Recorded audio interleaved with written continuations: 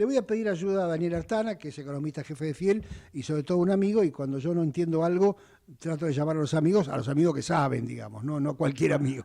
Dani, ¿cómo estás? Buenas tardes. ¿Cómo te va, Quique? Bien, Bueno, aquí empezando a discar otro número. No, ahora ya no se disca, no, ese es un viejazo. Bueno, sí, eso para el viejazo. Claro, exacto, no, gracias por atendernos. Bueno, Daniel, No, no sé si, bueno, obviamente debes haber escuchado lo que dije recién, no sé si compartís, si tenés una visión distinta o si tenés una visión complementaria, qué sé yo. no, yo creo que, a ver, para agregar un poco lo que dijiste, que, a ver, el tema de que Concentrado en la coyunturita, ¿no? Después vemos claro, el que los resto. productores pudieran recomprar los pesos, porque por ahí lo que hacían era aprovechar una oportunidad de venta en la medida que hayan Claro. podido entrar, porque está la queja Sí. Ujú. de que no hubo mucho. Pero bueno, puede haber habido algo y eso puede estar generando alguna presión sobre el tipo de cambio. Y yo creo que otra cosa que está dando vuelta es que si bien el apoyo de Estados Unidos fue luce de una magnitud inédita, como dijiste vos, y muy importante, no queda claro cuál va a ser el régimen cambiario después de las elecciones. Y en la medida que la gente anticipe que uno puede ir a un esquema de flotación más libre y que el resultado electoral no sea todo lo bueno que por ahí imagina el gobierno, sino que sea una cosa más mezclada, que la incertidumbre no desaparezca del todo. Bueno, para ahí hay gente que está esperando que esto termine en un tipo de cambio real de la economía más alto, lo cual por ahí no ocurre, pero en la expectativa que se esté puede estar generando alguna presión para la compra de dólares. De hecho, si uno se fija de lo que vendieron los exportadores, el Tesoro compró más o menos el 40%, quiere decir que en estos 3 días hubo otros demandantes de dólares, productores u otros, y además también tuviste, bueno, esta reversión, esta mini reversión de la liberación del cepo para personas con alguna restricción cruzada, que esas cosas traban, el costo sabemos que vuelve a aparecer una brecha cambiaria, también dan la señal como que el gobierno quiere ser más cauteloso a la hora de cuidar los dólares. La pregunta que aparece después es ¿por qué quiere ser tan cauteloso? Viste, pasamos del comprar campeón a comprar pero no hagas rulo, campeón. Entonces yo creo que puede haber un montón de cosas. Y además tampoco sabemos las precisiones del paquete, cuándo se va a concretar el swap, cómo se va a concretar la compra de títulos. No digo que no vaya a aparecer todo eso, lo que digo es que en alguna medida cuando vos estás en el medio de una situación de inestabilidad, la gente está con nervios, con dudas, y si no ve la montaña de dólares ahí enfrente de la cara, no para de dolarizarse. Si no ve que va a haber, que van a estar asegurados los vencimientos de deuda, como se dijo, para el año 26, ayer el presidente dijo que estaban los del 26, faltarían los del 27, eso sería muy importante, no deberíamos haber tenido, si eso fuera totalmente creíble, la caída del valor de los bonos que hemos tenido en los últimos 3 días, ¿no? Entonces estás otra vez en un mini círculo vicioso, que en la medida que se vayan aclarando estas cosas se puede ir resolviendo esa ciudad. Yo parafraseaba esta mañana en una reunión, digamos, no pública, aquella película norteamericana con el personaje de Show Me the Money, digamos, ¿no? Claro, Show Me the Money President. Claro, exacto, a ver cómo sigue. Y en el medio además se anunció una nueva visita del presidente Milei, esta vez la visita oficial, en donde con toda la pompa que requiere una visita de jefe de Estado, con lo cual, bueno, acá el tema es, bueno, o visitas o mandar la guita, digamos, ¿no?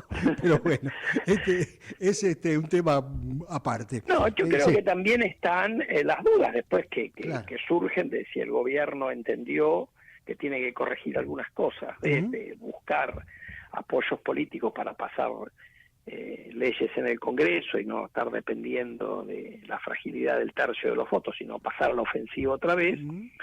Y el tema de, bueno, si están decididos a cumplir con lo que firmaron con el Fondo Monetario y comprar reservas, aun cuando el tipo de cambio no esté en el piso de la banda, que era lo que estaba previsto en el acuerdo. Entonces, yo digo, hay mucha incertidumbre respecto de lo que viene, y el gobierno me parece que no puede aclarar mucho hasta el 26 de octubre, así que hasta el 27 de octubre, más allá de que otra vez, no es que el resultado de la elección, aun cuando sea malo para el gobierno, signifique el fin del gobierno, ni mucho menos. No, claro, por supuesto. Entonces, en realidad lo que uno pasa es, bueno, habrá que buscar más aliados que si tuviera una victoria contundente. Claro. Daniel, ¿te imaginas algunas medidas adicionales hasta la elección?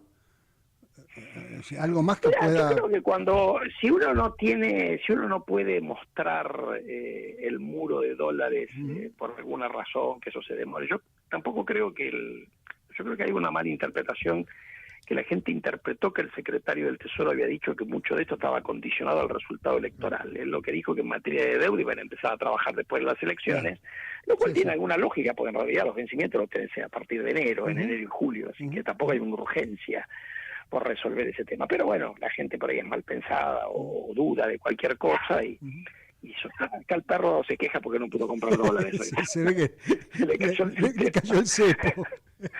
Lo enceparon. No, bueno, y a ver, yo creo que en esto las cosas son o soltás, o pones dólares, o trabas parcialmente. Porque lo de ir a pelearlo con tasa de interés, ya vimos cómo terminó, afectaste la actividad y la cosa no la paraste. O sea, eso te genera algún alivio si es una pelea por 2 o 3 días.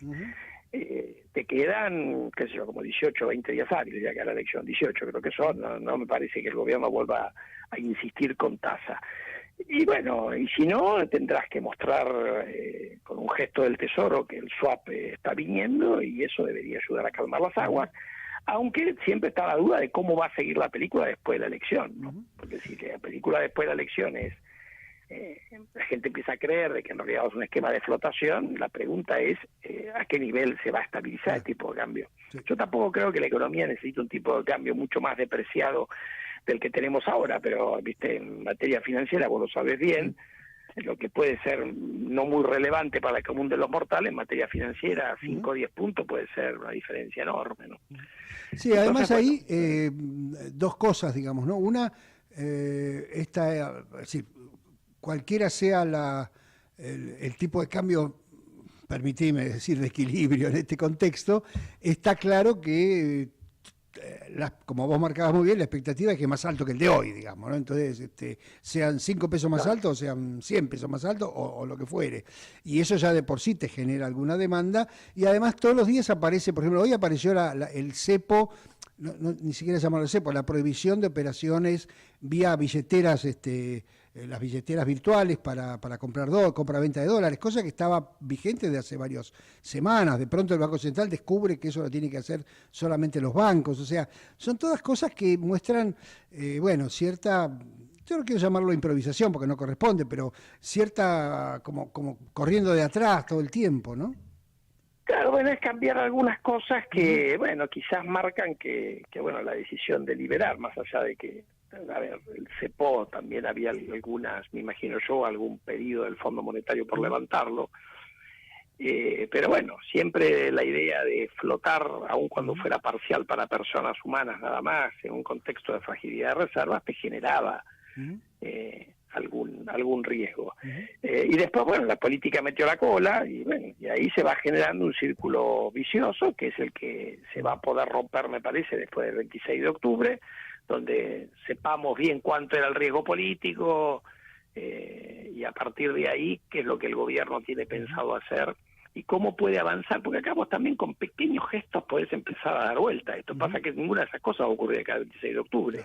Yo creo que si se aprobara el presupuesto, un presupuesto razonable, con apoyo de la oposición moderada, empezás a mostrar eso que se empezó a insinuar, de que el gobierno aprendió la lección política y el vamos por todo lo ha reemplazado por volverse a sentar con quienes lo han apoyado al principio de su gestión. Y eso empieza a darte gobernabilidad en el sentido de que puedes empezar a pasar reformas y eso te empieza a volver el esquema más sostenible, me parece a mí, independientemente después de lo que se vaya a hacer en materia monetaria y cambiaria, donde está, me parece, el centro de las dudas, incluyendo dentro de esto la escasa acumulación de reservas y el incumplimiento de esta meta que se había acordado con el Fondo Monetario, ¿no? Sí, ahí quería decir, voy primero ahí, después vuelvo un poquito al tema macro, porque, bueno, vos sos economista, obviamente, y aprendiste como yo en los cursos que recibimos, que todo el mundo, que la gente responde a incentivos, digamos, ¿no?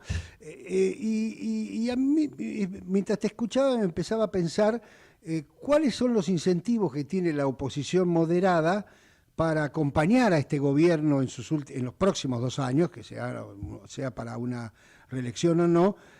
Primero porque ya este gobierno ha mostrado que en los momentos de triunfo, entre comillas, o en los momentos de más poder, prefirió ir por otro camino, no por el camino de consolidar esa coalición que había armado en el 2024. Y segundo, ¿qué le va a pedir a cambio? Porque si yo estuviera en la oposición moderada, la otra no podemos ni hablar, por supuesto, pero en la oposición moderada, y digo, bueno, yo le voy a ayudar a Milei en los próximos 2 años, para que después, cuando se arme una lista de diputados o senadores, yo me quede fuera del Congreso, o si soy un gobernador, me pongo una lista para sacarme de la gobernación, no hay mucho incentivo ahí. Es decir, hay que reconstruir una confianza política que está muy dañada, ¿no? Pero los políticos tienen memoria más corta que los mercados de capitales, ¿no? Yo creo que acá, después, hasta el 26 de octubre nadie tiene incentivo a hacer nada, pero correcto. Después del 26 de octubre, primero, si sos gobernador, un lío económico también te afecta. Entonces, tenés un incentivo a tratar de sostener una macroeconomía más o menos razonable. Claro, pero eso es pedir plata. Bueno, eso es aparte, pero eso puede requerir, por eso es muy importante lo del presupuesto. Claro. Pero a veces no necesitas toneladas de plata. Lo que yo creo que hay un riesgo de que vos tenés mucha demanda por gasto adicional. El gobierno por ahí equivocadamente no tuvo un plan B, entonces terminó con malos proyectos, como la ley de discapacidad. Más allá del reclamo de actualización, terminamos en una ley que relaja los requisitos para acceder a una pensión por discapacidad, cuando sabemos que ahí hubo problemas en el pasado. Entonces terminaste en un bajo equilibrio, diríamos los economistas. Tenían que haber ajustado las cuestiones y no. Pero, a ver, después habrá que ver, porque en definitiva, si esta sociedad quiere un nivel de gasto público más alto que el que quiere el presidente Milei, o el que podés querer vos o yo, que no son muy relevantes lo que querramos nosotros, bueno, pero habrá que vivir con impuestos más altos. Esa es lo que a mí me gustaría, no, esa voluntad no, pero si el equilibrio político da para eso, será eso. Lo peor de todos los mundos es que volvamos a pensar que podemos hacer déficit fiscal, financiarlo con emisión y que no pase nada. Entonces, si aprendimos esa lección, bueno, creceremos menos. Esa va a ser la contracara o la consecuencia negativa de todo eso. Pero no es que te aborta un programa económico el hecho de que tengas medio punto más de gasto y medio punto más de recursos que parece pueden conseguir de otro lado. Ojalá, ¿no? Sí, claro. Lo que pasa es que pensando en las reformas, que, bueno, como vos sabés mejor que yo, incluye la lista siempre es la misma: laboral, tributaria, previsional, obviamente, aunque el gobierno lo ha puesto en un orden que yo no comparto. Bueno, no importa, que como decías vos hace un ratito, lo que yo comparta o no comparta no cambia la vida. Digo que esas reformas, si no salen lavadas al estilo de lo que pasó en el 2024, o paradas en la justicia, como también hay muchas en el 2024, a lo mejor necesitas un tipo de cambio real todavía más alto para convivir con esta historia. Pero ahí, Enrique, yo creo que hay primero la posibilidad de discutir cambios de impuestos muy malos por menos malos y no perder recaudación. O sea, por ahí no se pueden bajar impuestos de la forma que por ahí querría hacer el presidente, pero se pueden sacar impuestos muy malos por otros. Siempre ese espacio está.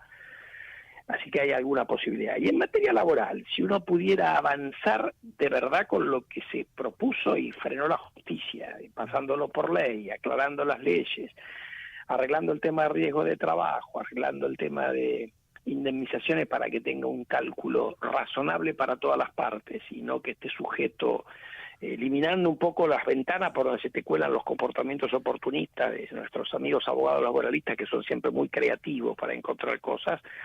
Bueno, si uno puede avanzar en eso, que eso en realidad no perjudica a la mayoría de los actores políticos, perjudica a quién, bueno, eventualmente a algunos laboralistas oportunistas y a los sindicalistas. Entonces vos podés llegar a armar algo que sea mejor que lo que tenemos ahora. Ahora, yo coincido con vos que por ahí no va a ser el Big Bang desregulatorio que te hubiera llevado a tener una legislación laboral acorde a los tiempos modernos que vivimos, que tienen otros países de la región. Nunca en estas cosas vos vas por ahí conseguís el 100% de lo que querés. Porque la reforma laboral de Brasil lo ha puesto mucho mejor que nosotros, pero tampoco es el mercado laboral súper flexible como por ahí sería deseable tener, digamos. Entonces, a ver, yo creo que yo no pierdo la expectativa de que uno pueda acordar, porque me parece que como esto va a quedar dividido en tercios, vas a tener un tercio con el cual no se puede ni hablar, porque tiene una visión de la economía primida, que es la izquierda y el kirchnerismo, que no siguen. En realidad ganó la elección la provincia con un gran éxito electoral, aparece el gobernador Kicillof por los medios, y lo que hace es defiende su gestión en el tema de YPF, que es indefendible, y después sale a decir que tener déficit fiscal no está tan mal. Eso fue por lo menos lo que yo entendí que dijo. Hay 170 países que tienen déficit fiscal, ¿viste? Pero tienen acceso a la deuda, pequeño detalle que nosotros no tenemos, ¿no? Y tiene mercado de deuda interno, entonces, que nosotros tampoco tenemos, porque ahora, sacaron el CFJP, digamos. El otro tercio que tenés ahí es el tercio con el cual tendrás que dialogar, y yo creo que hay mucha gente que incluso se quejan de que hay cosas que no avanzaron porque el gobierno las tiró para atrás en la reforma laboral. Has tenido propuestas que por ahí el propio gobierno cajoneó, anda a saber por qué. Entonces, yo creo que hay un espacio. Ahora, creo que no va a ser la cosa, a ver, no da para crecer 5% eso, no vamos a sorprender al mundo con la calidad de las reformas. Yo ahora ya me contento con tener un presupuesto consensuado, que tenga un superávit primario razonable, y que tengamos una mejor política cambiaria y de acumulación de reservas, lo cual puede requerir, lo veremos, un tipo de cambio real un poco más alto. Me contento con poco, pero bueno, los errores en la vida cuestan, ¿no? Seguramente. Y ahí te quería llevar para ir cerrando el diálogo. ¿Por dónde crece esta economía? Por supuesto, no en octubre, ¿no? Pero ¿por dónde crece esta economía, suponiendo que como el escenario base que vos acabás de delinear, en términos de decir, bueno, habrá una reforma, no será todo lo bueno, pero será algo mejor de lo de ahora, habrá superávit fiscal, no será el superávit fiscal, pero será habrá una reforma impositiva más modesta, porque no nos dan los números, en fin, en ese escenario, ¿por dónde te imaginás que la economía argentina retoma después de un estancamiento que viene desde marzo, abril? No sé, ustedes tienen los números de Fiel más claros, pero está por ahí, ¿no? Bueno, pero primera cuestión es que hasta los datos del primer trimestre, después del segundo trimestre no dieron bien. Vos tuviste un rebote en la inversión bastante importante, como así como una parte del sector privado que dijo, bueno, aprovechemos la oportunidad, aprovechemos a mejorar productividad, por ahí porque no vamos a tener otra, porque la vida es un poco más compleja, una decisión que a mí tampoco me pareció muy acertada, de forzar a la gente a competir y encima meterle atraso cambiario al mismo tiempo. Eso me pareció siempre por ahí pedirle demasiado, ¿no?, para la transición. Pero yo creo que en la medida que los empresarios tienen las cosas más o menos claras, después son muchísimo más creativos, por lo menos de lo que puedo ser yo, para encontrar formas de bajar costos, ser productivos, competir y vender más al mundo. Le tenés que dar una macro ordenada y con reglas de juego que sepa para qué lado va. Lo que mata ahí es no saber para dónde va esto, si vamos a terminar abrazándonos a una economía de mercado por 2 o 3 décadas con alguna intervención del gobierno, o vamos a ir a Corea del Norte. Entonces, imagínate, si esa es la discusión si vas a estar en Corea del Norte o Corea del Sur, es bastante complejo desde el punto de vista de la toma de decisiones. Entonces, ante eso te sentás y no haces nada. Después tenés que la dinámica propia del sector hidrocarburos te está dando buenas sorpresas todo el tiempo, y eso te permite empezar a tener alguna ventaja competitiva de largo plazo, que nosotros vamos a volver a ser un país de energía relativamente barata en relación al resto del mundo. Después tenés los sospechosos de siempre, el campo que le va sacando la pata de la cabeza y debería empezar a verse eso en mayor producción. Tenés la economía del conocimiento, tenés oportunidades en el campo, que la desregulación aérea te ayuda, tenés posibilidades en el sector industrial, tenemos, si querés, alguna línea de acceso a Estados Unidos. Habrá que ver si Lula y Trump lo terminan cerrando, pero los brasileños entran con 50 en Estados Unidos, nosotros con 10, quiere decir que hay alguna posibilidad de traer algo para acá, de triangular un poco con cuidado. Entonces yo digo, y después tenés la propia dinámica de que la economía, en la medida que sigamos haciendo, o sea, en algún momento los costos del ajuste pasan y la economía empieza a tener una expansión de la demanda agregada. Entonces, a ver, no da para 5%, pero para 2-3% de crecimiento, si no chocamos la cabecita, da. Para eso se requiere no tener que el riesgo de Corea del Norte no esté ahí a la vuelta de la esquina, porque eso paraliza a todo el mundo, me parece. Clarísimo. Dani, te agradezco mucho estos minutos, como siempre, un abrazo grande. No, abrazo grande. Gracias a vos por llamarme, Quique. Hasta Chau. luego.